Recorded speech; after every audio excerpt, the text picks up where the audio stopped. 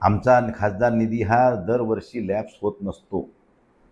पंचवार्षिकमध्ये पूर्ण आम्ही खर्च करू शकतो. एखाद्या वेळेस मागच्या खासदारात सुद्धा मी निधी खर्च केलेला आहे. मागच्या माझ्या अगोदरच्या गणेशराव दुधगावकर साहेबाचा, रेंगे पाटलाचा, त्यांच्या काळातला काही शिल्लक राहिलेला होता ते सुद्धा मी खर्च केला आहे. आता ही नवीन ऑनलाईन सिस्टीम सुरू झाली त्याच्या अगोदर सगळे खर्च केलेत. आणि 5 वर्षात आम्ही कधी करू शकतो असं काही नाही. आता जे काही त्यांनी कुठून माहिती गोळा केली आहे, कशा प्रकारे केली आहे ते त्यांनाच माहीत. आणि ते दाखवत आहेत ते सरळ चुकीचं दाखवत आहेत. मी तुम्हाला या ठिकाणी सांगतो की हे जे 25-26 आताचा जे निधी आला आहे किंवा 26-27चा हा निधी आला आहे 14/5/2026ला. किती? 14/5/2026ला. म्हणजे 15, 16 आणि 17, 18 तारखेला ह्या ठिकाणी विधान परिषदेची आचारसंहिता लागली आहे. म्हणजे ती कालपर्यंत आचारसंहिता आजपर्यंत होती. आता ह्या 5 कोटीचा 490चा विषय बाजूला ठेवा. राहिला जुन्या 2 वर्षाच्या निधीचा, एक 24-25 आणि 25-26चा. तर मी जवळजवळ 4,82,66,000 रुपये मी त्या कामाच्या प्रशासकीय मान्यता दिल्यात आणि जवळजवळ 3,79,77,000चे खर्च झाला आहे. आता आम्ही पत्र देतो, जसं आले लोकांची रिक्वायरमेंट तसे आम्ही जिल्हाधिकारी कार्यालयाला आम्ही पत्र पाठवतो की बाबा हे माझ्या खासदार स्थानिक निधीमधून हे काम घेण्यात यावं. मग त्याची प्रोसेस असती. ते पत्र जिल्हाधिकाऱ्याच्या सहीनं प्लॅनिंग ऑफिसरकडे जातं, प्लॅनिंग ऑफिसरच्या सहीनं जिल्हाधिकाऱ्याकडे जातं आणि जिल्हाधिकारी साहेब ची सही होऊन आल्यानंतर त्या एजन्सीला जाती.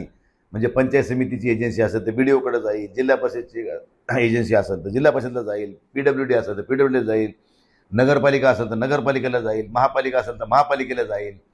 त्या स्थानिक स्वराज्य संस्थेमध्ये त्या सगळ्या जे काही आम्ही मागण्या केल्यात त्या एजन्सीचे पत्र हे त्या ठिकाणी जिल्हाधिकाऱ्याच्या सहीने जात असतात. त्यानंतर ती एजन्सी ही सगळी प्रक्रिया करताना त्या जागेवर जाऊन बघणे, त्याच्यानंतर इस्टिमेट तयार करणे, ते TS करणे, हे सगळं करून नंतर आपण वर्क ऑर्डरसाठी पाठवणे आणि ह्या सगळ्या पुन्हा प्रशासकीय मान्यतेकडे पाठवणे.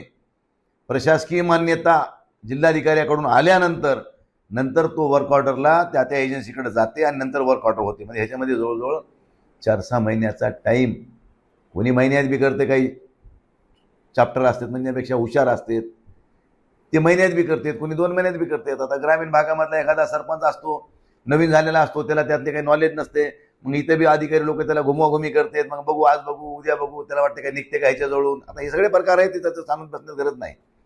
तर हे पहिल्या वर्षीचा माझा जवळजवळ 4,82,66,000 रुपयाच्या मी मान्यता दिल्यात 490 पैकी. म्हणजे उरले किती? 7 लाख रुपये. राहिला दुसरा आता 25-26चा. ह्याच्यामध्ये जवळजवळ मी 1,07,00,000 रुपयाच्या कामाला मान्यता दिली आहे. म्हणजे जवळजवळ आता 5 आणि 6 कोटी रुपयाच्या मान्यता आपण घरी धरा की दिलेल्या आहेत. राहिल्या 4 कोटीच्या, 5 कोटीच्या,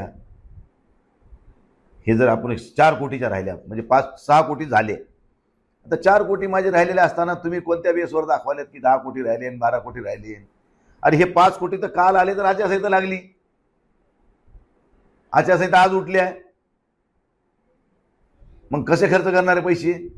बरं कधी करायचे? आमच्याकडे बघा, इमर्जन्सीला आम्ही प्राधान्य देतो. नवनवीन घडामोडी पाहण्यासाठी स्टार महाराष्ट्र न्यूजला सबस्क्राईब करा आणि ताज्या बातम्यांचे अपडेट मिळवण्यासाठी बेल आयकॉनला प्रेस करा आणि परिपूर्ण बातमी बरोबर रहा, इतरांपेक्षा एक पाऊल पुढे.